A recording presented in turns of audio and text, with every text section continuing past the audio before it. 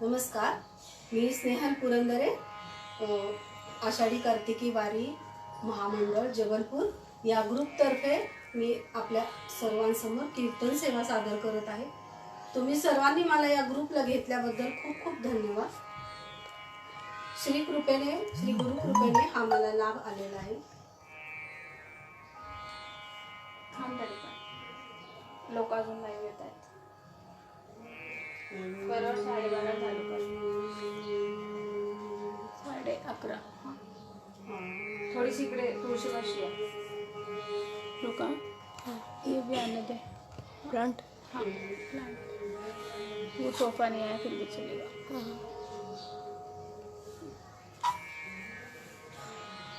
त्यांना सगळ्यासाठी थांबायचं आता.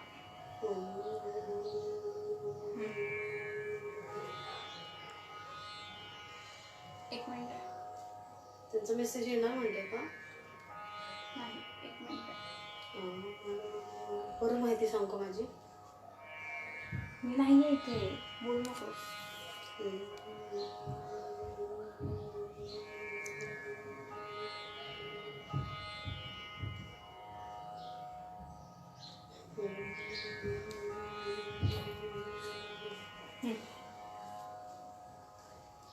नमस्कार, मी स्नेहल पुरंदरे, आषाढी कार्तिकी वारी जबलपूर या ग्रुपला मला तुम्ही घेतलं त्याबद्दल तुमचे सर्वांचे आभार मानते. कीर्तन सेवेसाठी मी भाग घेतलेला आहे आणि श्री गुरु कृपेने मला हा खूप मोठा लाभ झाला. मी हे कीर्तन तुमच्यासमोर सादर करत आहे. या माझ्या कीर्तनाचा विषय नामसंग भक्तिरंग हा विषय आहे. श्री तुकाराम महाराजांचा अभंग मी घेतलेला आहे.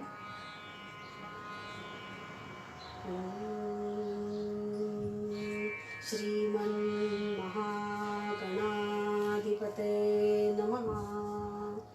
श्री गुरुभ्यो नमः. श्री सरस्वते नमः.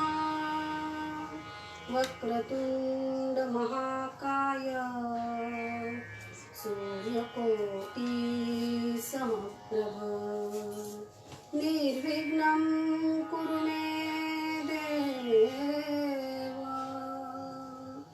सर्वकार्येषु सर्वदा सजयति सिन्दूरवदनो देवो यत्पादपङ्कजस्मरणं वासरमणिरिव तमसा राशिर्नाशयति विघ्नान्.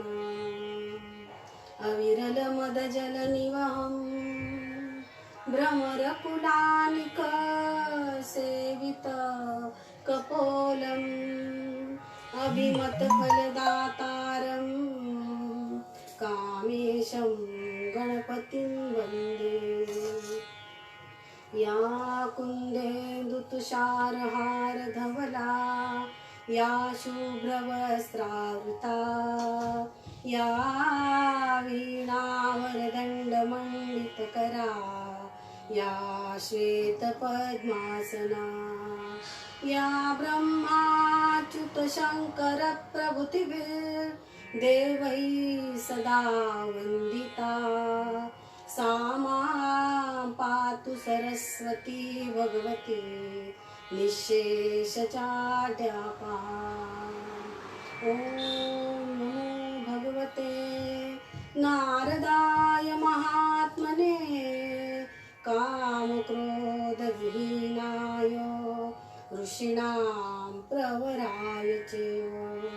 गुरुर्ब्रह्मा गुरुर्विष्णु गुरुदेवो महेश्वरा. गुरु साक्षात् परब्रह्म तस्मै श्री गुरुवे नमः. सदा सर्वदा योग तुझा घडावा तुझे कारणी देह माझा पडावा. उपेक्षू नको गुणवंता अनंता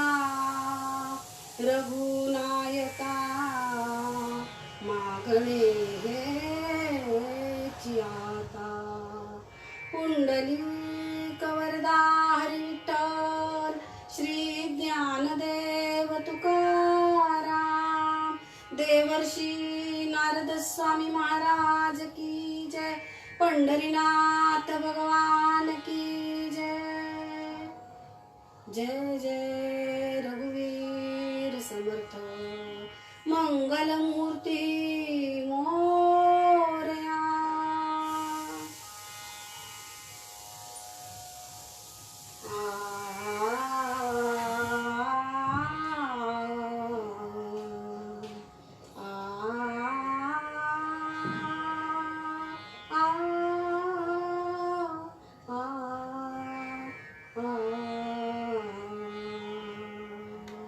जय जय राम कृष्ण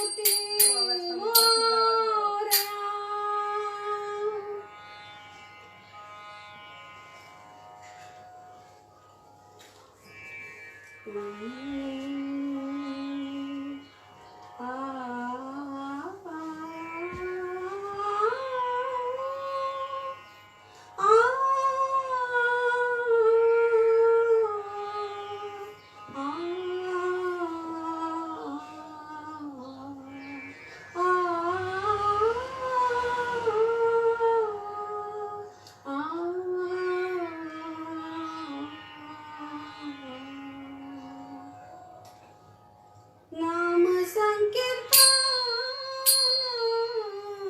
साधन पैसोपे नाम संकीर्तन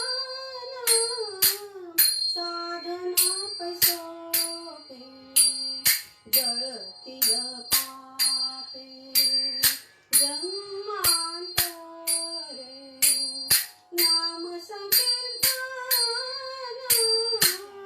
साधन पैसोपे न लगे सायास जावे वनांतरा न लगे सायास जावे वनांतरा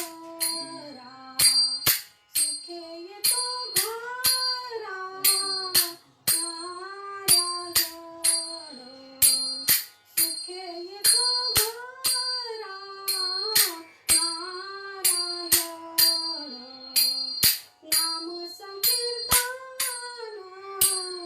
साधन पैसोपे नाम संकीर्तन साधन पैसोपे ठाईच बैसोनी कराय कचित ठाईच बैसोनी कराय कचित ठाईच बैसोनी कराय कचित आवडी अनंत आळवावा आवडी अनंत आळवावा राम कृष्ण हरी विठ्ठल केशवा राम कृष्ण हरी विठ्ठल केशवा मंत्र हा जपावा सर्व काळ नाम संकीर्तन साधन पैसोपे नाम संकीर्तन साधन पैसोपे तुका म्हणे सोपे आहे सर्वाहुनी तुका म्हणे सोपे आहे सर्वाहुनी शहाणा तो धाडी येतो तेथे शहाणा तो धाडी येतो तेथे नाम संकीर्तन साधन पैसोपे नाम संकीर्तन साधन पैसोपे साधन पैसोपे साधन पैसोपे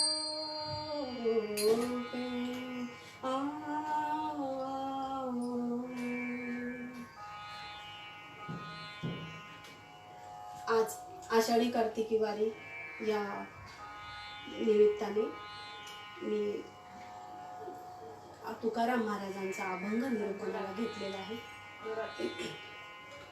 तुकाराम महाराजांचा जन्म देहू गावात झाला. तसे तुम्ही आम्ही या देहूमध्ये जन्माला आलो. पण तुकाराम महाराजांचा देहू आणि आपला देह यामध्ये जमीन आसमानाचा फरक आहे. तुकाराम महाराजांची थोरवी अलौकिक आहे.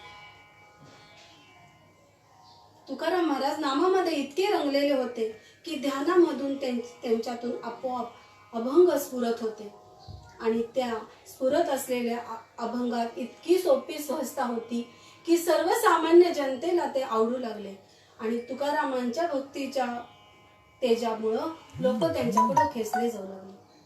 त्या काळचे सत्ताधीश मंबाजी बुवा आणि रामेश्वर भट्ट यांनी हे पूर्णतः तुकाराम महाराजांचा हेवा दावा करण्यात प्रमुख होते. यांनी सत्तेच्या जोरावर श्री तुकाराम महाराजांची अभंग गाथा ती पाण्यामध्ये त्यांनी बुडवण्यास भाग पाडली. त्याचा दबाव आणला तसा. आणि याच्यासाठी तुकाराम महाराजांनीही त्यांचं ऐकलं आणि त्याच्यावर मोठा धोंडा बांधून ती गाथा इंद्रायणी नदीमध्ये बुडवून टाकली. त्यांना आतोनात दुःख झालं. त्यांनी त्याच्यानंतर तुकाराम महाराज तिथून तडक गेले, एका शिळेवर उभे बसले आणि तब्बल 13 दिवस ते मौन धरून नामस्मरण करत राहिले. त्यांनी विठ्ठलाला साकडं घातलं आणि काय आश्चर्य, तब्बल 13 दिवसांनी आनंद डोहामध्ये, देहू गावात आनंद डोहामध्ये त्या तुकाराम महाराजांची गाथा कोरड्या स्थितीत ती तरंगून वर आली. आनंदाचे डोही आनंद तरंग, आनंदाचे डोही आनंद तरंग, आनंदाची अंग, आनंदाची अंग, आनंदाची अंग, आनंदाची अंग, आनंदाचे डोई आनंद तरंग.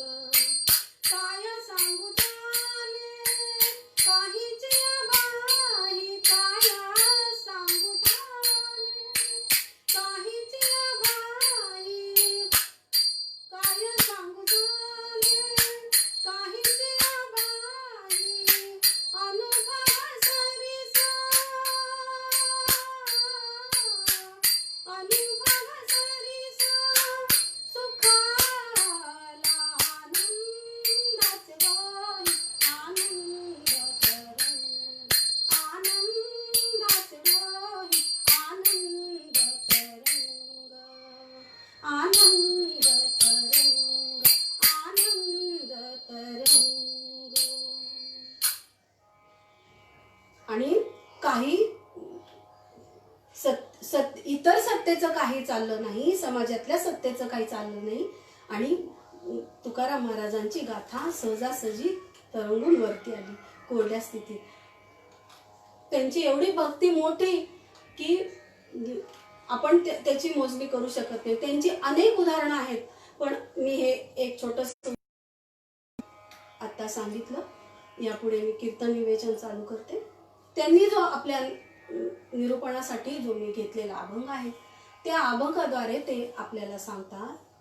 नाम संकीर्तन साधन पै सोपे, जळतील पापे जन्मांतरीची, न लगे सायास जावे वनांतरा, सुखे तो घरा नारायण.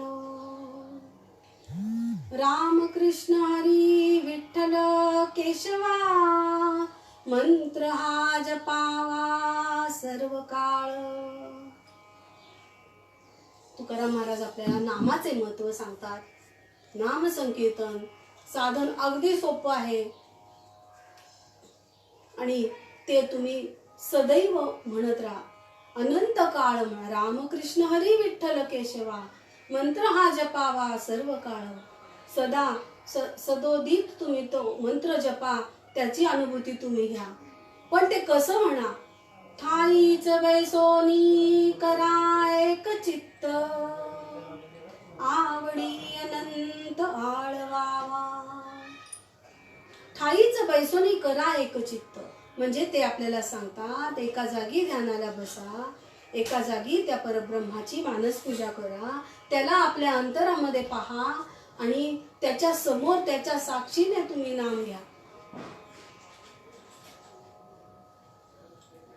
मानसपूजा हा भगवंताच्या जवळ जाण्याचा सोपा मार्ग आहे.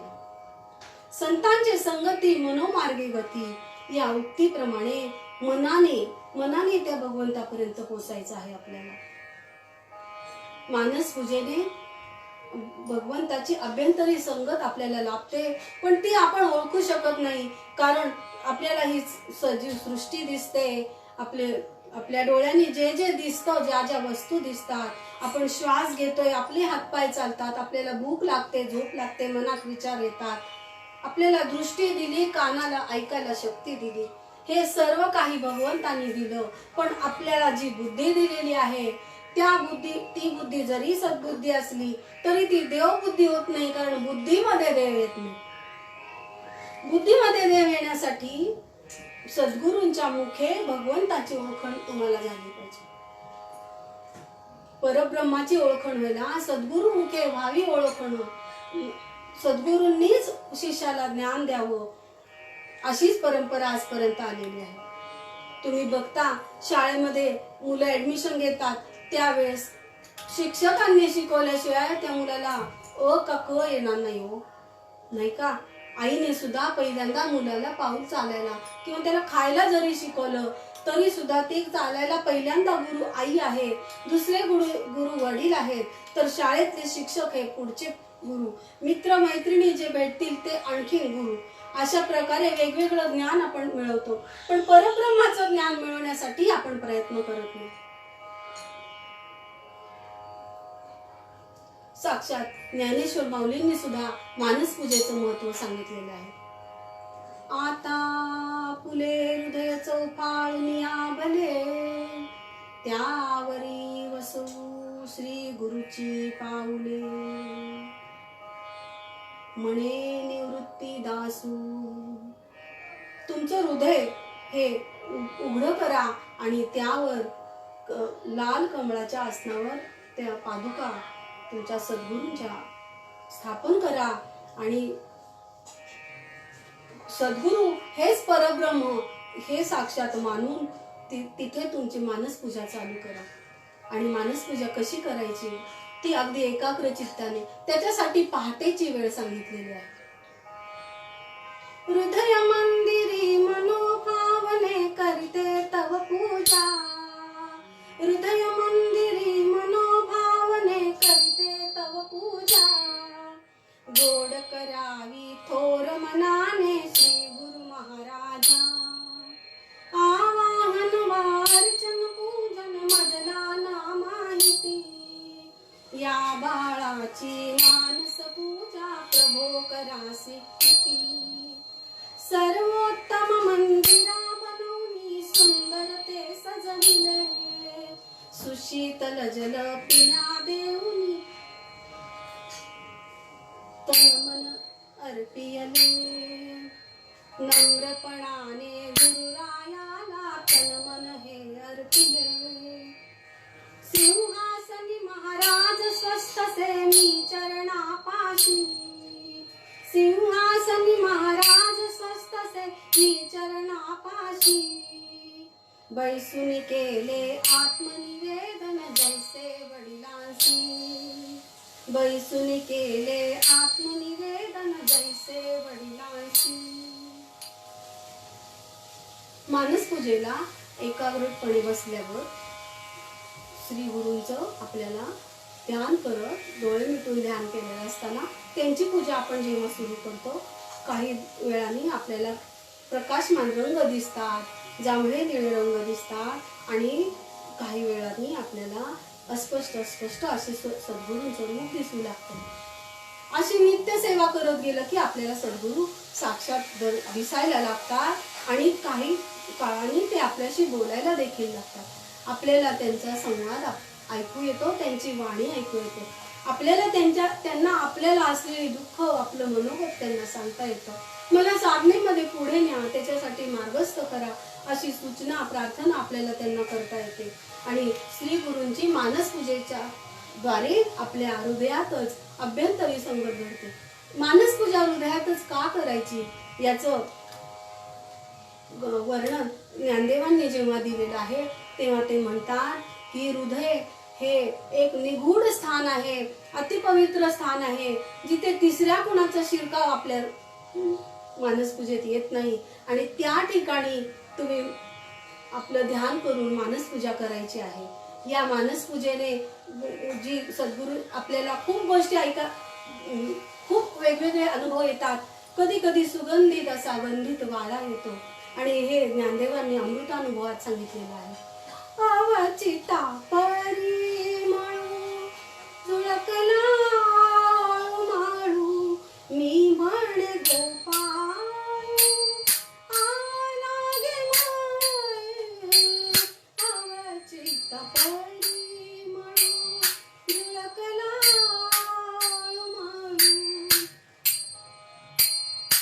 चाचरती बाहेरी निघाले. चाचरती बाहेरी निघाले. टकची केले माळे काय करू.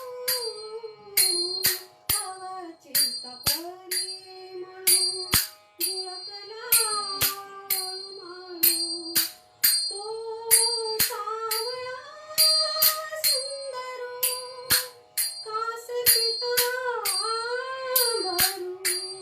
तो सावळा सुंदर कासे पितांबरू. लावण्य मनोहर देखिला अवचिता परिमळू झुळकला माळू मी म्हणे गोपाळू आला गे माये. अवचिता परिमळू झुळकला माळू. एक प्रकारचा सुंदर सुगंध आला आणि त्याची चाहूल ती गोपाळाची चाहूल आली असं ज्ञानदेव आपल्याला सांगतात. तो त्यांचा आलेला आत्मानुभव असा आपल्या सर्वसामान्यांना सुद्धा येतो.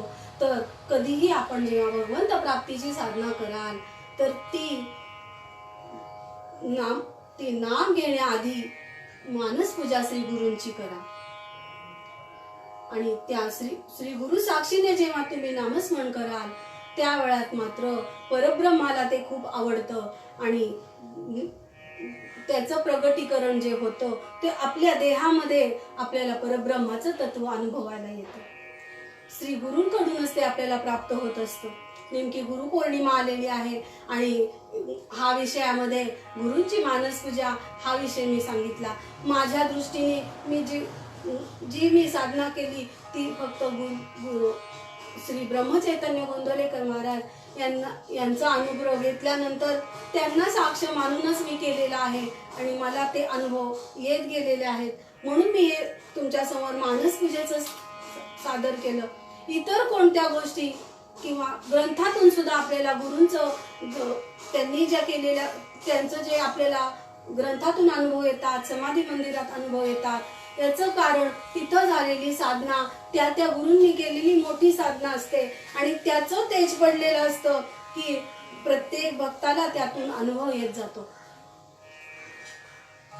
आपण जे नामस्मरण करतो ते नुसतं वरवरच करतो, आपल्या अंतरात ते पोचलेलं नसतं आणि श्री गुरूच्या मानस पूजेद्वारे ते आपल्या अंतरामध्ये पोचतं आणि त्यानुसार तुम्ही साधना जर केली तर ती खरी फलदायी आहे. तुम्ही म्हणाल असा परब्रह्म ज्ञानदेवांना लाभला, असा परब्रह्म तुकाराम महाराजांना लाभला, असा परब्रह्म ब्रह्मचैतन्यांना लाभला आणि असा परब्रह्म सगळ्या संतांना लाभला.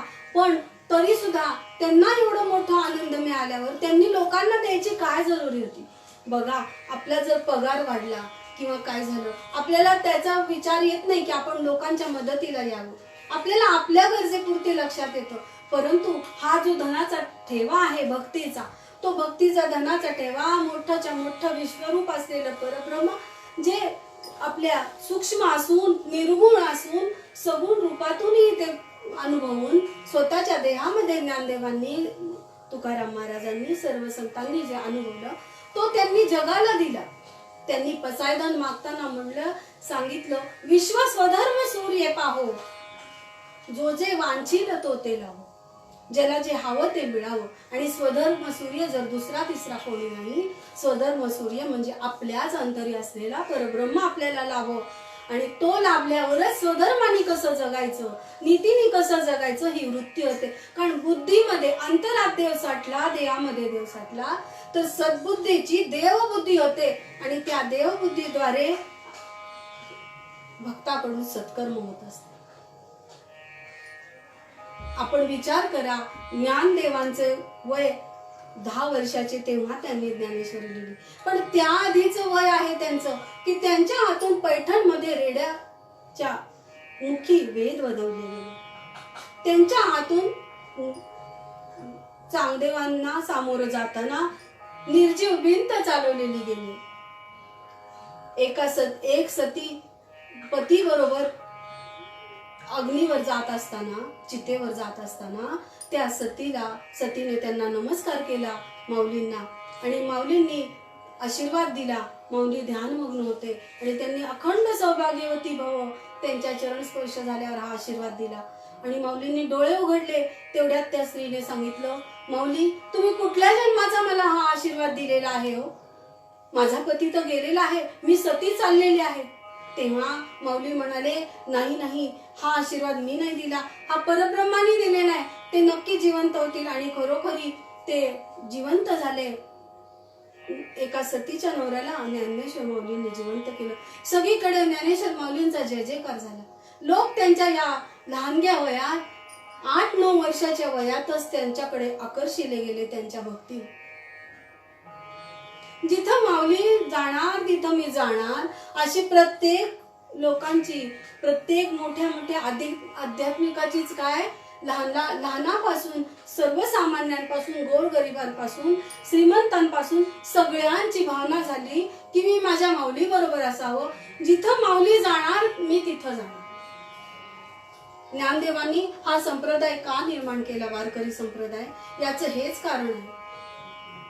संतांची मांदियाळी त्यांनी तयार केली आणि वारकरी संप्रदाय हा पंथ तयार केला. त्यावेळेस पासून आज तागायत लोक ज्ञानेश्वर माऊली यांचा नामाचा गजर करत आजही वारीला आजपर्यंत जातात. आज आपण कोरोनाच्या या परिस्थितीमुळं, या भयंकर वावटळामुळे आपण वारीला जाऊ शकलो नाही. पण आपले सगळ्यांचं मन, सर्व महाराष्ट्रातील आणि भारतातील जेवढे संत असतील, ज्यांना पालखीबद्दल जास्त माहिती आहे, जे पालखीसाठी आवर्जून येतात थोर संत, त्यांना मात्र सगळ्यांना याची जाणीव झाली आणि डोळा पाणी आलं की भगवंता, माझ्यासाठी हा सगळा भक्त परिवार येत होता आणि तो आता येत नाहीये. जणू माऊली आणि तुकाराम पालखी निघताना माझ्या डोळ्यात झर झर झर झर पाणी येऊ लागलं. जणू ते तुकाराम महाराज आणि माऊली पालखीत न जाताना, जरी ते या वर्षीच्या पद्धतीप्रमाणे एसटीतून गेले, पायवारी न जाता, तरी सुद्धा ते आपल्याला ती अनुभूती आपल्या अंतरात झाली. मी म्हणते मला झाली. अशा सारखे सगळे जे पालखीसाठी, माऊलीसाठी जातात, माऊली गावात येते दर्शनात, त्या प्रत्येकाच्या डोळ्यात नक्कीच पाणी आलं. आणि तुकाराम महाराज, ज्ञानेश्वर महाराज आपल्याला म्हणत आहेत, चला चला पंढरीला जाऊ, माऊलीला डोळा पाहू, चला चला पंढरीला जाऊ, माऊलीला डोळा पाहू, पंढरपुरी संत मेळा देखुनिया, संत मेळा आत्मा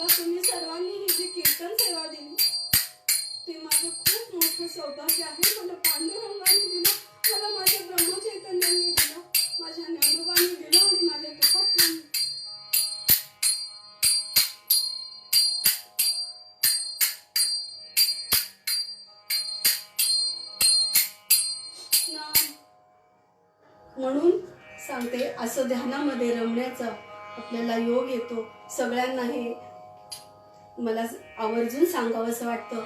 तुम्ही जे नामसंकीर्तन कराल ते मात्र सद्गुरु साक्षीने मानसपूजेने ध्यानाने करा. वरवरचं नामस्मरण करू नका. आपले सर्व भाव तिथे जेव्हा तुम्ही अर्पण कराल तेव्हाच तुम्हाला ती भक्ती समजणार आहे. नाम कसं घ्या? अहो येता जाता उठत बसता कार्य करता सदा देता घेता वदली वदता ग्रास गिळता घरी दारी शय्येवरी अति रती सुखाचे अवसरी समस्तांची लज्जा सोडून भगवत चिंतन करी. मोरोपंतांची ही आर्या आपल्याला हेच सांगत आहे. अहो येता जाता उठता बसता सर्व काळ तुम्ही नामस्मरण करा. आणि तेच आपल्याला तुकाराम महाराज सांगतात, राम कृष्ण हरी विठ्ठल केशवा मंत्र हा जपावा सर्व काळ आवडी अनंत आळवावा.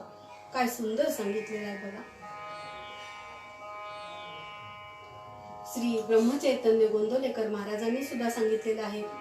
आपल्या हृदयामध्ये असलेला, आपल्या मनापासून आपल्या शुद्ध प्रेमाची, भक्ती प्रेमाला साथ देणारा जर कोणी असेल तर तो सद्गुरु आपल्या हृदयीच विराजमान आहे. आणि त्याची मानस पूजा करा, त्याची संगत घ्या. ती संगत परब्रह्माशी लावून देईल.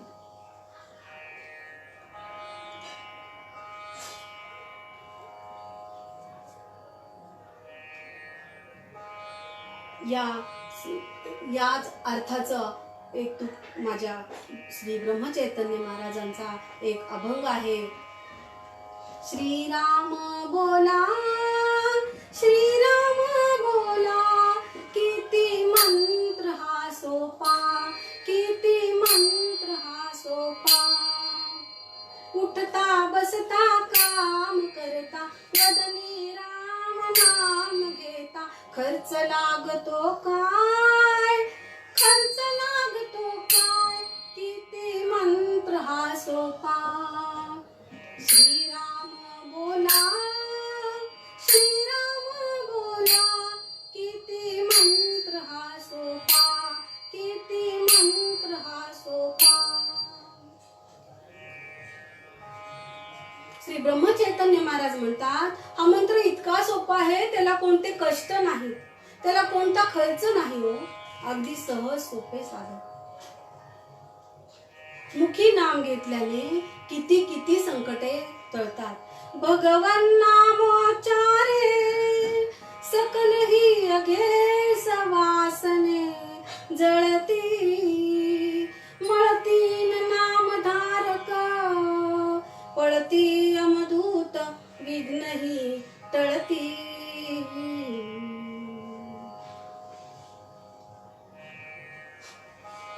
तर असा हा नामाचा महिमा आहे. आणि या नामाचं महात्म्य सांगत सांगतच श्री तुकाराम महाराज आपल्याला सांगतात, नाम संकीर्तन साधन पैसोपे जळतील पापे जन्मांतरे नाम संकीर्तन साधन पैसोपे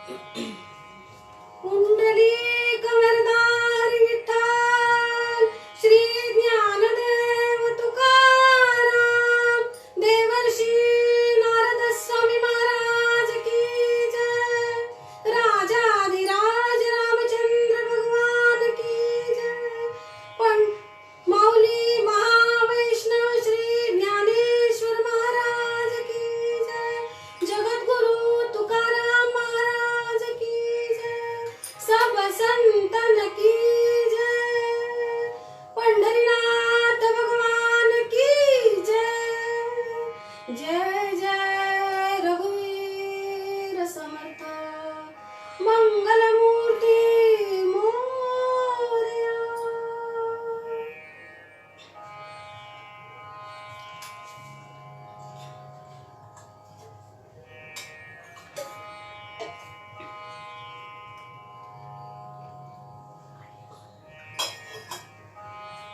पूर्वरंगाचा भाग संपला. आता आख्यानाला सुरुवात करण्यापूर्वी मी चातुर्मासाचं महत्त्व सांगते आणि आषाढी एकादशीच्या तशा 3 कथा आहेत. त्या 2 कथांचा उल्लेख करून तिसरी पुंडलिकाची कथा मी तुमच्या समोर दृष्टांत रूपाने सादर करत आहे.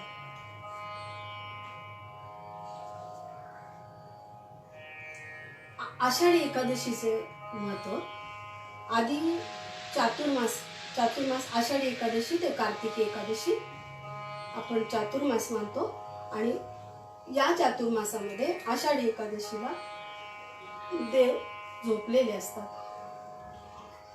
आता देव झोपलेले आहेत म्हणून आपण आपली पूजा आपली नित्य सेवा सोडायची नाही. कारण जे कर्म निष्काम भावनेने केलेले निस्वार्थतेने केलेलं पूजा अर्चा नामस्मरण भजन ध्यान मानस पूजा हे निष्काम भावनेने जे केलेलं आहे त्याचंच फळ प्राप्त होतं. या मात्र करण्यामध्ये नित्य सेवा करण्यामध्ये या आषाढी कार्तिकीच्या या चातुर्मासामध्ये देवाला काहीही मागायचं नाही. कारण देव झोपलेले असतात, त्यांना तुमचं ऐकायला वेळच नसतो. देव ध्यानमग्न अवस्थेत झोपलेले आहेत आणि म्हणून आषाढी एकादशीला देवशयनी एकादशी म्हणजे देव झोपलेले आहे. तर कार्तिक एकादशीला ते देव जागे होतात म्हणून ती प्रबोधिनी एकादशी असं मानलं जातं. हे झालं चातुर्मासाचं महत्त्व. आता त्याच्यामध्ये जे उपास तापास व्रत वैकल्य केले जातात त्याला ते तर करा, पण ते भगवंताला स्मरून करायचं. श्री ब्रह्मचैतन्य गोंदवलेकर महाराज सांगतात, उपासा पुढील ठाण मुख्य उपासना जाण.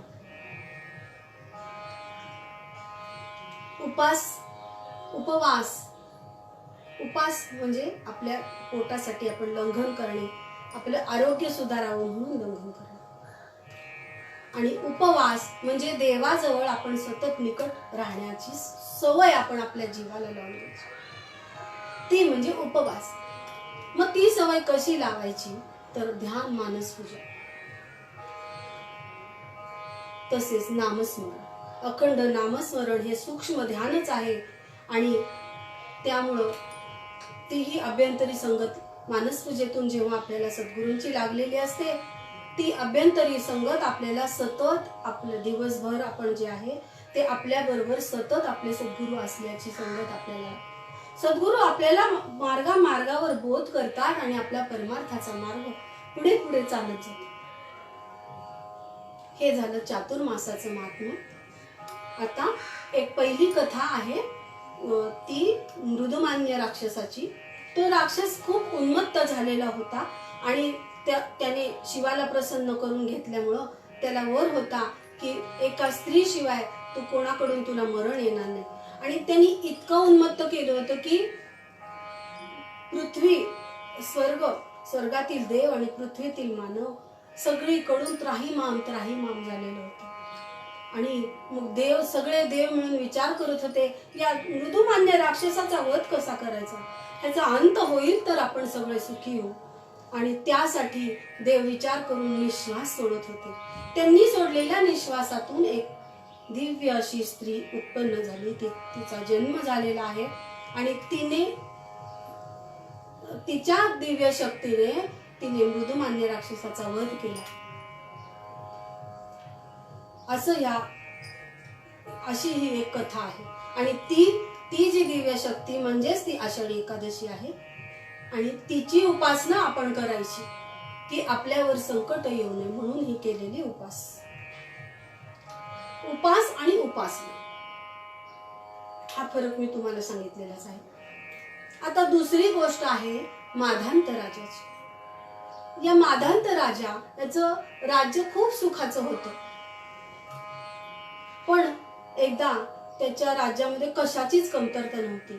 सगळी प्रजा सुखी होती, पण अचानक दुष्काळ पडला. आणि दुष्काळ पडल्यावर या पुण्यवान सात्विक राजाने विचार केला की माझंच कोणत्या तरी जन्माचं पाप आहे, त्याच्यामुळं हा दुष्काळ पडलेला आहे. आणि मग त्याला त्याच्या कुलगुरूंनी ही एकादशीचं व्रत करायला सांगितलं. आणि त्यानुसार राजाने तसंच त्याच्या प्रजेने सुद्धा हा उपास केला. आणि त्यावेळेस पाऊस, पीक, पाणी भरपूर आलं. आणि त्याच वेळात पाण्यामध्ये राहणारा असा, म्हणून नारा म्हणजे पाणी, आयन म्हणजे पाण्यात राहणारा असा नारायण, त्याचं ध्यान करायला सांगितलं. सगळ्यांनी एकादशीचं व्रत करून त्या नारायणाचं ध्यान केलं. आणि दुष्काळ संपला, पाऊस योग्य सुयोग्य रीतीने पडला, पीक धनधान्य भरपूर आलं आणि सगळीकडे प्रजा सुखसोयी झाली. असं हे दुसरं महत्व आषाढी एकादशीच्या उपवासाचं. आता तिसरी महत्वाची कथा. पण मी ही जी कथा लहानपणापासून ऐकली ती भरपूर चुकीचीच कीर्तनातून ऐकलेली आहे. ही जी पुंडलिकाची गोष्ट आहे ती गोष्ट मी आता तुम्हाला दृष्टांत रूपाने सांगत आहे. लोहदंड ग्रामी जानुदेव थोर शिवभक्त असे, शिवोपासक धन्य झाला शिवरूपी मग्न तो असे.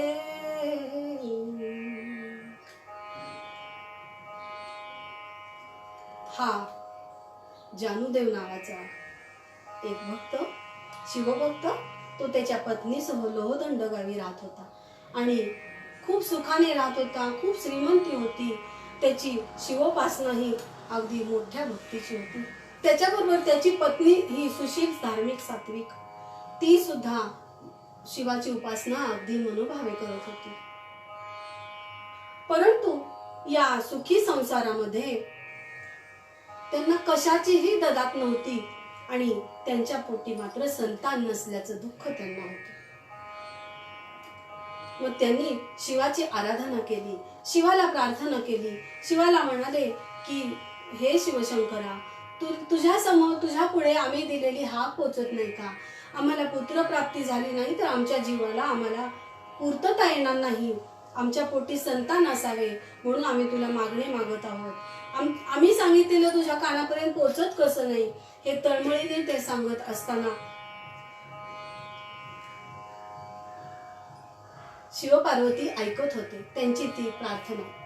गौरी हरा दीनानाथा धरिन तुझे पाया, गौरी हरा दीनानाथा धरिन तुझे पाया, विसरू नको माझा देवा तूच माझी माया, गौरी हरा दीनानाथा धरिन तुझे पाया, गौरी हरा दीनानाथा धरिन तुझे पाया, धरिन तुझे पाया, धरिन तुझे पाया. ह्या दोघा शिवभक्त पती पत्नींनी शंकराला केलेली प्रार्थना कैलासावरती शिवपार्वती दोघांनाही ती ऐकू गेली. आणि पार्वती म्हणते, देवा, भगवन, तुम्ही काहीतरी करा. तेव्हा भगवन म्हणाले, एका भक्ताचा जन्म होणार आहे, परंतु त्याची कहाणी, त्याच्या जन्माची कहाणी अतिशय करुण आहे आणि पुंडलिकाला कसे जगावे हे समजणारच नाहीये. मग पार्वती विचारते शंकराला, भगवन, मग असा जन्म कशाला देता? त्यावेळी भगवन म्हणाले, तू काही काळजी करू नकोस पार्वती, हा रुद्राचाच अंश असणार आहे. ते दोघं शिवभक्त आहे, त्यामुळे रुद्राचा अंश त्यांच्या पोटी येणार आहे. परंतु तो उन्मत्त वागणार आहे काही काळ आणि त्यामुळे सर्वजण दुःखी होतील. पण त्याच्या मागे काहीतरी पुण्याई आहे. त्यामुळे विश्व कल्याणाचा एक अवतार त्याच्यासाठी प्रगट होणार आहे.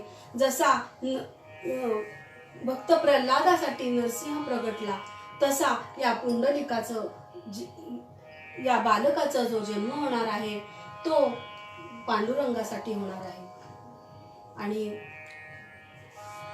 एवढं प्रगट दर्शन या दोघांना, दोघा पती पत्नी जानुदेव आणि त्याची पत्नी, ह्या दोघांना हे शिवमंदिरात ऐकू आलं आणि मग शिवपार्वतींनी तथास्तु म्हणून आशीर्वाद दिला.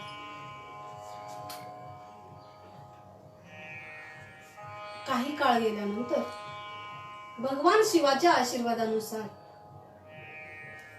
जानुदेव आणि त्याची पत्नी यांच्या पोटी एक बालक जन्माला आले. अर्थातच घरामध्ये काहीही कमतरता नव्हती. त्या बाळाचे सगळे लाड पुरवले जात होते आणि जसजसा तो वाढत जाईल तसं त्याने केलेल्या प्रत्येक खोडीला आईने आणि वडिलांनी झाकून घ्यावे. त्याच्या खोड्या फार भयंकर होत्या. कधी कोणा मुलाचे केस ओढ, कधी कोणा मुलाला चाव, कधी कोणाला ढकलून दे, काही ना काही तक्रारी त्याच्या असतात. असाच तो मोठा होतोय. प्रत्येक वेळेस त्याचे आई वडील ज्याची खोडी काढली असेल त्यांची माफी मागून ह्या पोराचे सर्व गोष्टी पदरात घेत होते. झालं, हा आता पुंडलिक मोठा झालेला आहे, तरुण झालेला आहे. त्या वेळामध्ये आणखीनच तो उन्मत्त झालेला होता. त्याने एका शेतामध्ये गुरढोरं सोडून दिली आणि सगळी गुरढोरं खायला लागली. शेतकऱ्याने केलेलं एवढं मेहनतीचं होतं. तो गरीब शेतकरी पुढे आला आणि तो म्हणाला, का रे पुंडलिका, तू माझ्या शेतात असा विध्वंस का लावलेला आहेस? त्यावेळा पुंडलिकाने उत्तर दिलं, माझ्या नादाला लागायचं नाही आणि माझं नुकसान करतोस असं म्हणून त्या शेतकऱ्याने काठी उगारली. शेतकऱ्याने काठी उगारली तसा पुंडलिकाला राग आला. पुंडलिकाने तीच काठी खेचली आणि त्या शेतकऱ्याला बेशुद्ध होईत तो मारला. झाले, पुंडलिकाच्या नादाला लागायचं नाही असं म्हणून लोक त्याला भिवू लागले. पण पुंडलिकाच्या मनामध्ये त्या शेतकऱ्याने आपल्याला उलट उत्तर दिलेलं आहे. हा राग त्याच्या डोक्यात तिडीक होती. त्याने त्याचं घर पेटवून दिलं. दुष्टपणाने आग लाविली, भयकंपित हो लोक. दुष्टपणाने आग लाविली, भयकंपित हो लोक. काय करावे काही सुचेना, मरणी पडला धाक. काय करावे काही सुचेना, मरणी पडला धाक. पोरे बाळे हात झोपली, पोरे बाळे हात झोपली. काय करावे काही कळेना, मरणी पडला धाक. मरणी पडला धाक, मरणी पडला धाक.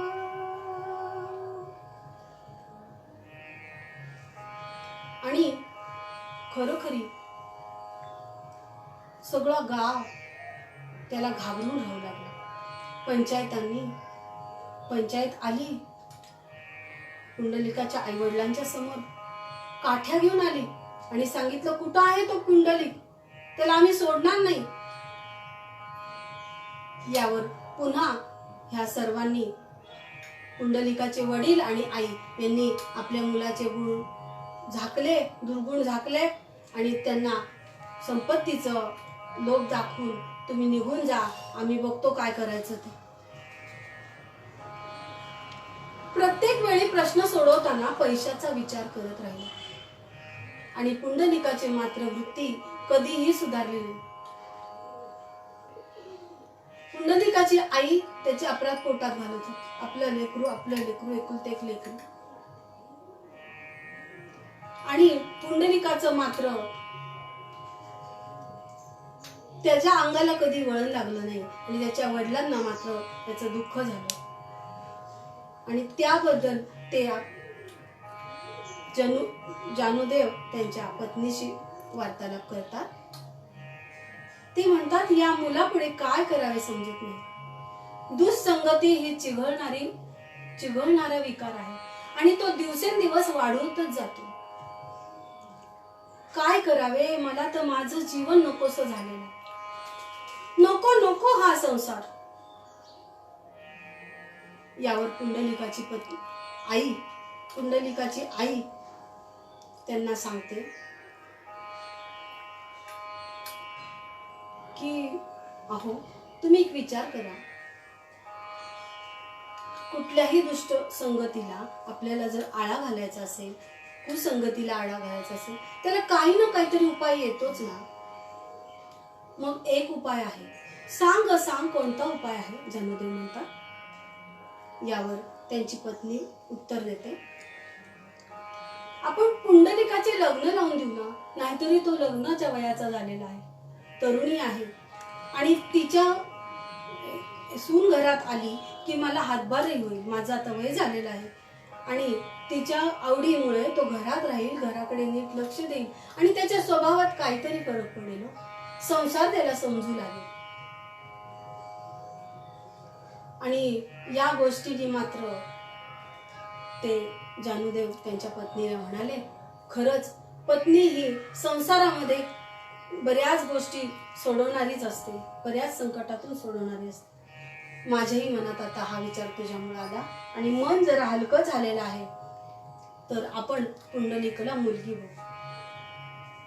बऱ्याच मुली पाहून एक सुंदर मुलगी पुंडलिकासाठी बघून दिली आणि पुंडलिकाने ती पसंत केली आणि त्याचं लग्न अर्थातच श्रीमंत होते म्हणून खूप जोरामध्ये लावून दिलं. लग्नानंतर पुंडलिकाने त्याच्या पत्नीला सांगितलं, पहिल्या रात्रीच, मी तुझ्या सौंदर्याने खूप मोहून गेलेलो आहे. तुझं सौंदर्य कधीही कमी होऊ नये असं मला वाटतं. यावर ती म्हणते, नाथ, या जगामध्ये जो जीव जन्माला आला तो देहाचा आकार बदलत गेला ना. आधी लहान बाळ होतो, मग मध्यम मूल झालो आणि त्याच्यानंतर तरुण वय झालं. याच्यानंतर आपण आपलं वय बदलत जाणार आणि आपण मोठे होणार. तुमचे आई वडील जसे म्हातारे आहेत तसं मी पण म्हातारी होणार आहे. तेव्हाही तुमचं माझ्यावर असंच प्रेम राहील का? त्यावर पुंडलिक म्हणतो, मी तुला कष्टच पडू देणार नाही. ते डोकं थकलेत ना, ते थकले कष्टाने, मी तुला कष्टच पडू देणार नाही. म्हणजे तू माझ्यासाठी सदैव अशी चांगली राहशील, तरुण राहशील सदैव. आणि पुंडलिकाने खरंच तशीच रोज सवय लावली जीवाला. धुणी भांडी कर, स्वयंपाक कर. आणि अर्थातच पुंडलिकाचं वागणं पटत नसल्यानं त्याने आई वडिलांना दुसऱ्या खोलीत ठेवलेलं होतं. एक दिवस आई बघते की आपला मुलगा बायकोची लुगडी धुत आहे आणि ते बघितल्यावर ती सुनेला रागवते, अगं तुला काही वाटतं का? तू धर्मपत्नी आहेस ना त्याची, आणि हा काही धर्म झाला का? तू त्याच्याकडून का काम करून घेत आहेस? आणि तिला रागवल्यावर मात्र पुंडलिक येतो आणि आईलाच मारतो. आईला ताडकन मारल्यानंतर वडील बाहेर येतात आणि म्हणतात, अरे पुंडलिका, तुला अक्कल कशी नाही रे? जिने तुला जन्म दिला तिला तू हात उगारलास, आणि ते कशासाठी? तुझी बायकोसाठी. पुंडलिकाची बायको वाईट नव्हती बरं. ती त्याला परोपरीने आपलं वय बदलल्यावर आपणही म्हातारे होणार आहोत याची जाणीव ती देत होती. पण पुंडलिकाला ती अक्कल येत नव्हती. कारण घरातली जबाबदारी, घरातल्या भावभावना ह्या पैशानी जमत नाही. तो त्याला सुसंस्कारच लागतात आणि ते पुंडलिकापाशी नव्हते.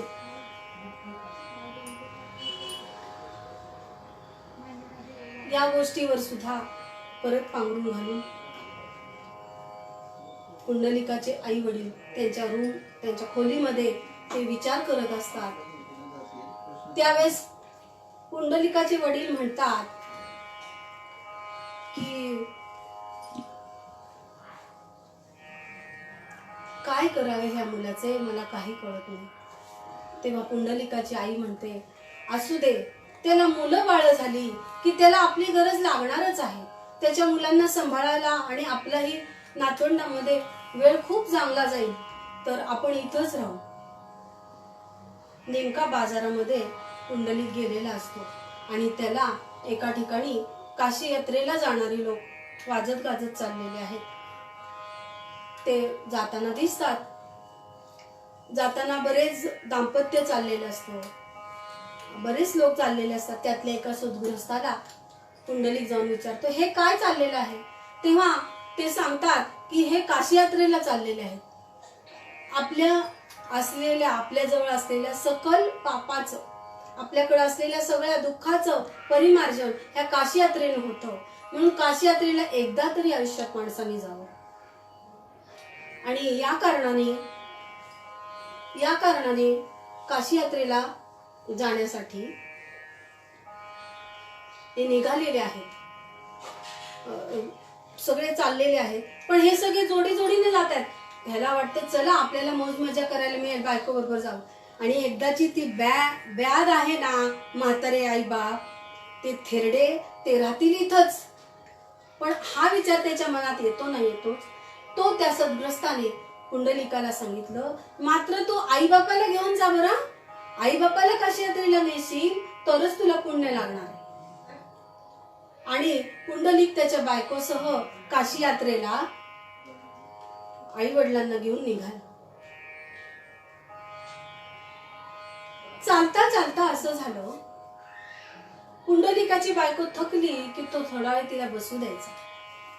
पण त्याचे आई वडील मात्र खूप लांब राहायचे. ते येईपर्यंत हात चरफड करायचा. हे म्हातारे चालत सुद्धा नाही धड. शेवटी त्याला एक कल्पना सुचते.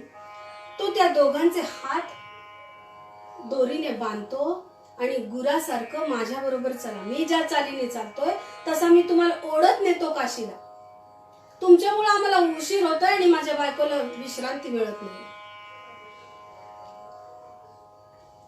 आणि असा चालत चालत मी काशी जवळच्याच एका कुक्कुट स्वामी नावाच्या ऋषींच्या आश्रमापाशी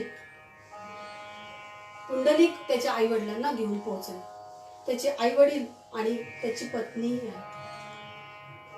त्याची पत्नी सारखी विनवणी करत असते की त्यांना असं करू नका, त्यांना एका जागी बसू द्या, त्यांना विश्रांती मिळू दे. पण पुंडलिकाने हे कधीही ऐकलं नाही. आणि कुक्कुट स्वामींनी मात्र पाहिल्यावर ते म्हणले, अरे रे रे रे रे रे, ह्या आई बापाची काय दयनीय अवस्था केलीस. अहो आम्ही काशीला चाललोय हो पुण्य मिळवण्यासाठी, आणि तिथं मी खूप मोठा अभिषेक करणार आहे दुधाचा. मी खूप तिथं खर्च करणार आहे भक्तीसाठी, आणि तेव्हा मला पुण्य मिळेल. ही माझी मागची पिढा तर जाईल तिकडच गंगेमध्ये. असं आई बापाकडे हात करून पुंडलिक दाखवतो. कुक्कुट स्वामींनी त्याच्या आई वडिलांचे हातपाय सोडून बांधलेले ते आश्रमामध्ये त्यांना एक जागा देतो. त्यांना तिथं खायला प्यायला देऊन व्यवस्था ठेवतात कुक्कुट स्वामी. आणि अर्थातच या कुक्कुट स्वामींचा आश्रम इतका पवित्र समाधानी आहे की तिथं गेल्यावर सगळ्यांनाही आतून समाधान वाटतं. त्या पवित्र वातावरणाने प्रसन्नता आलेली असते. आणि त्या वेळात पुंडलिकाला कुक्कुट स्वामी विचारतात, तू कुठे चाललायस? आम्ही काशीला चाललेलो आहे. अरे काशीला? मी तर बाबा, तुम्ही येणार का? नाही बाबा मी तर कधी येणार नाही. माझ्या इथे झोपडीमध्ये माझी आई आहे आणि तेच माझं परब्रह्म आहे. आई बापाची सेवा म्हणजे परब्रह्माची सेवा आहे. तर तू त्या परब्रह्माची सेवा करायचं सोडून तू काशीला चाललेला आहेस. आई बापाला असं त्रास देऊन तू नेशील तर त्याचं काही पुण्य लागणार नाही. पुंडलिकाच्या डोक्यात काहीही शिरलं नाही. पण तिथल्या त्या आश्रमातील सगळ्या नित्य सेवेमुळं कदाचित पुंडलिकाला समाधान काहीतरी वाटत होतं. त्या दिवशी पहाटे त्याला जाग आली. पहाटे जाग आल्यावर तो आश्रमाची पाहणी करत फिरू लागला. पुंडलिकाची बायकोही जिथं व्यवस्था केली होती तिथे झोपलेली आहे. त्याचे आई वडीलही एका ठिकाणी शांत झोपलेले आहेत. खूप दिवस चालल्याने ते थकलेले होते आणि त्यामुळे त्यांना खूप झोप आलेली होती, गाढ झोपेत होते. आणि पुंडलिक मात्र ती व्यवस्था करत असताना तिथे एका पारावर पारापाशी 3 स्त्रिया आलेल्या आहेत आणि त्या आश्रमाची स्वच्छता करत करत तिथे रांगोळी वगैरे काढत आहेत. आणि ते पुंडलिकाला पाहिल्या त्या तिघी जणी म्हणाल्या, दूर हो पापी माणसा, तुझी सावली देखील आम्हाला नको. यावर पुंडलिक म्हणतो, तुम्ही कशावरून मला म्हणत आहात की मी पापी माणूस आहे? अरे माणसा, तू वयस्कर अशा वृद्ध माता पिता स्वरूप असलेल्यांना तू त्रास दिलेला आहेस. तू याच्या आधी बराच उन्मत्त वागलेला आहेस तुझ्या गावी आणि आता पुण्य मिळवायला चाललेस. पण तुला असं सहजासहजी पुण्य नाही मिळणार बरं. तुझ्या मनाची शुद्धी झाली नाही तर तुला पुण्य मिळणार नाही. तुम्ही तिघी कोण आहात? पुंडलिकाने परत प्रश्न केला. त्या म्हणाल्या, आम्ही गंगा यमुना सरस्वती आहोत आणि आमच्यामध्ये स्नान करून पापी माणसे पुण्यवान होतात. पण ते पाप आमच्यापाशी राहतं. पण ह्या पवित्र पावन अशा सात्विक तेजस्वी या कुक्कुट स्वामींच्या आश्रमामध्ये मात्र आम्ही जेव्हा येतो, रोज येतो आणि इथली स्वच्छता करतो, तेव्हा आमचं पुण्य आम्हाला परत मिळतं.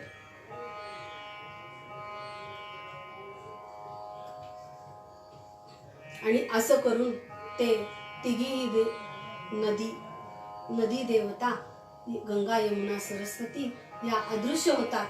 त्या अदृश्य झाल्यानंतर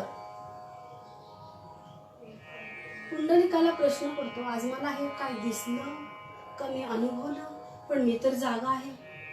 मला हा दृष्टांत झाला की सत्य म्हणाल?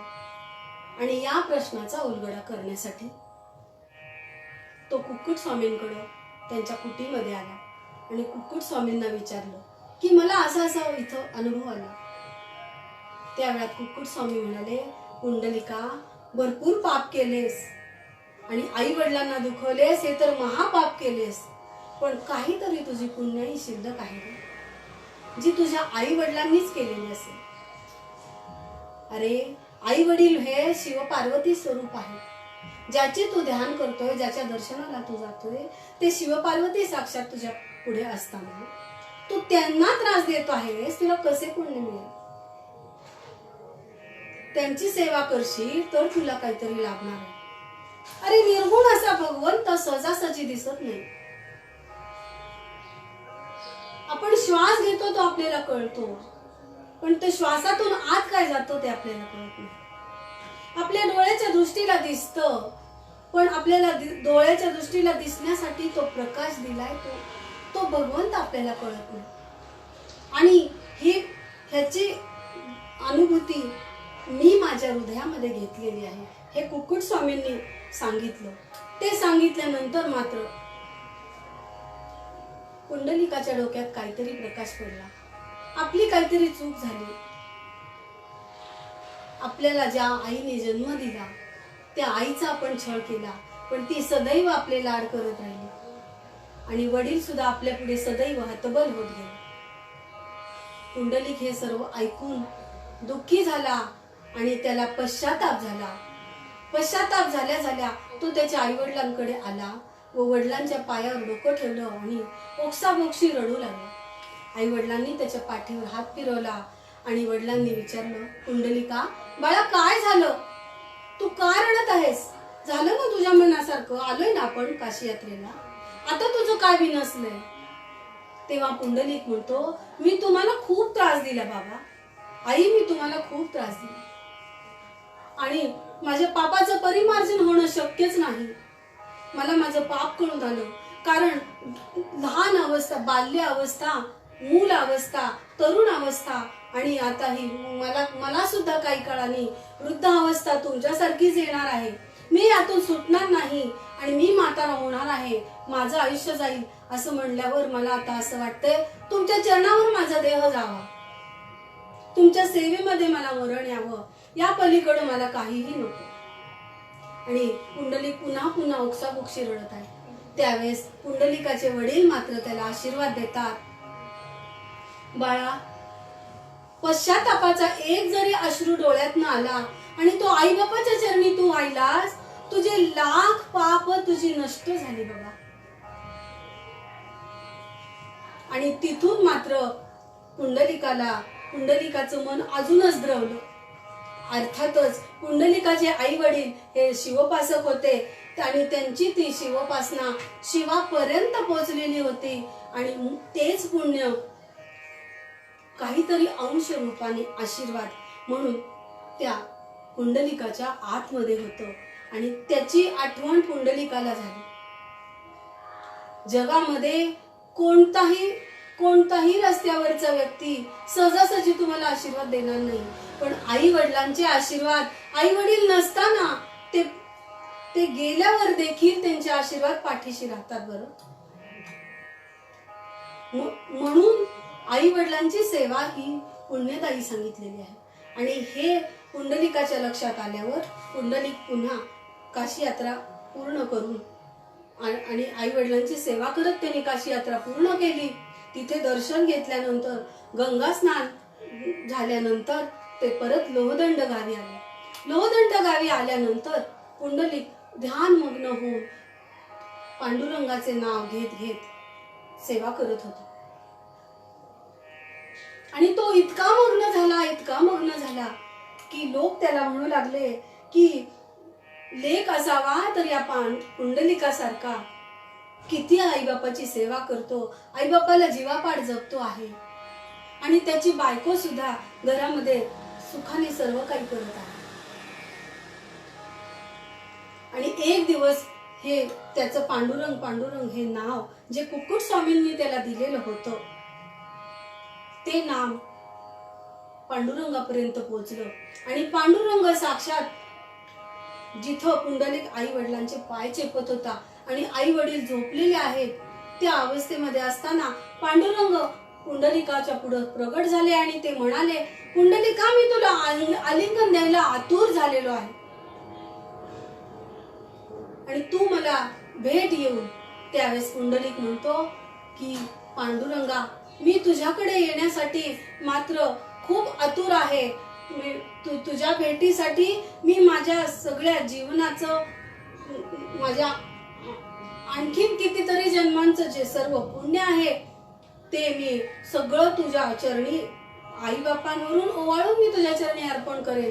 पण मी माझ्या आई वडिलांना आत्ता सोडून तुला भेटायला येणार नाही. माझ्या आई वडिलांची सेवा पूर्ण होईपर्यंत तू मात्र या विटेवरच उभा राहा. असं म्हणून त्याने विठ्ठल रुक्मिणींसाठी 2 विटा फेकल्या. विठ्ठल रुक्मिणी त्या विटेवर उभे राहिले. मात्र उभे राहिल्यावर परत पांडुरंगाने विनंती केली, विटेवरून हालायचं नाही. आणि ती त्याला ताकदच दिलेली होती. त्यांनी सांगितलं, माझ्या आईबापाची सेवा असतो, तू मात्र शांत राहा. अगदी शांत चित्ताने मला हाक सुद्धा मारू नको. माझे या पित्याची होईल निद्राभंग, माझे या पित्याची होईल निद्राभंग, माझे या मातेची होईल निद्राभंग. क्षण एक मौन धरून यारा, क्षण एक मौन धरून यारा, माझी या पित्याची होईल निद्राभंग, होईल निद्राभंग. क्षण एक मौन धरून यारा.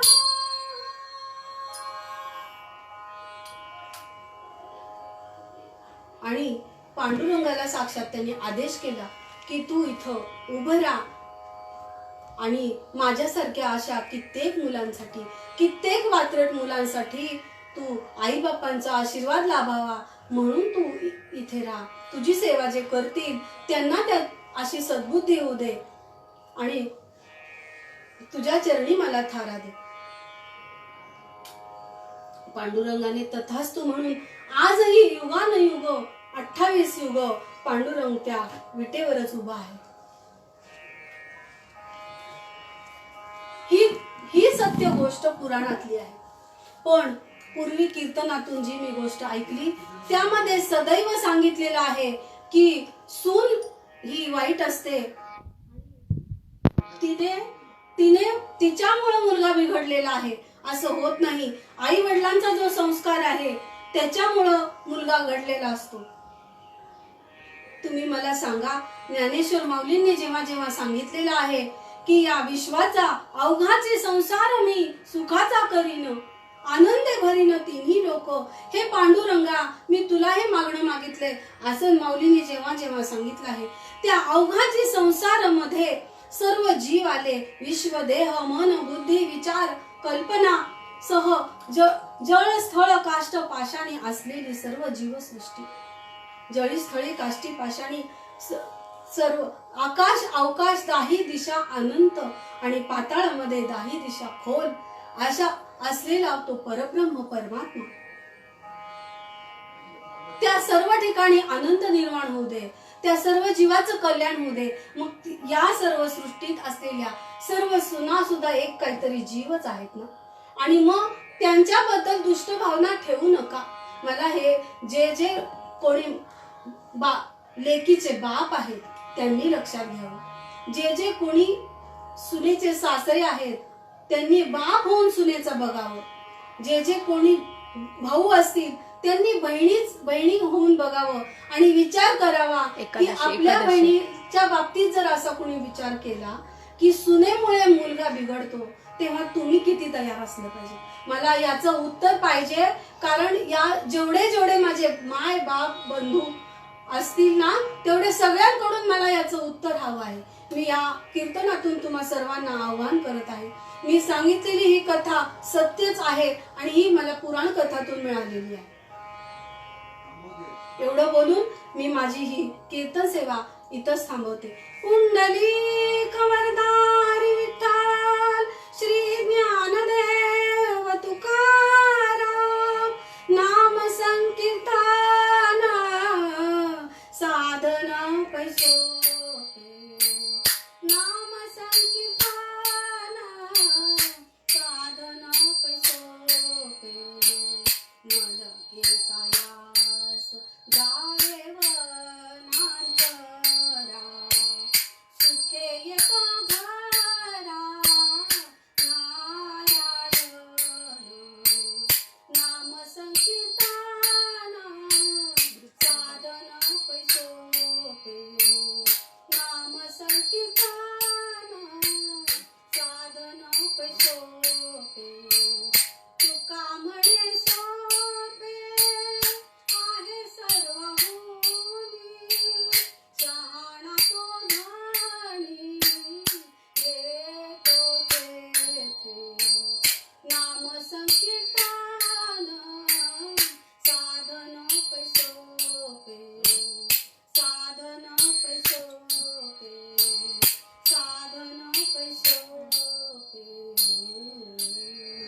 कुंडलिक वरदारी विठ्ठल श्री ज्ञानदेव तुकाराम, देवर्षी नारद स्वामी महाराज की जय. माऊली ज्ञानेश्वर भगवान की जय. राजाधिराज रामचंद्र भगवान की जय. सब संतन की जय. श्री पंढरीनाथ भगवान की जय. जय जय रघुवीर समर्थ. ही जी सेवा मला तुम्ही आषाढी कार्तिकी महामंडळ जबलपूर या ग्रुप तर्फे मला तुम्ही दिली त्याबद्दल मी तुम्हा सर्वांचे खूप खूप आभार मानते. माझी ही सेवा श्री सद्गुरूंच्या कृपेने झाली, ती त्यांचे चरणी मी अर्पण करत आहे. आणि मला परांजपे भाऊ आणि गोडबोले भाऊ या दोघांनी जे सहाय्य केले, कारण मला फेसबुकचे काहीही समजत नव्हते. मी पहिल्यांदाच ही सेवा तुमच्या पुढे सादर केलेली आहे. स्टेजवर करणं, बाहेर करणं आणि असं करणं यामध्ये काहीतरी फरक आहे. मुख्य मोबाईल मधलं मला काही कळत नसल्यामुळं माझ्याकडून खूप चुका झालेल्या आहेत. त्या तुम्ही मोठ्या मनाने माफ कराल आणि माझं ही कीर्तन सेवा तुम्ही गोड मानून घ्याल. सर्व हृदयीच्या भगवंता तुमच्या चरणी हा माझा नमस्कार आहे. जय जय रघुवीर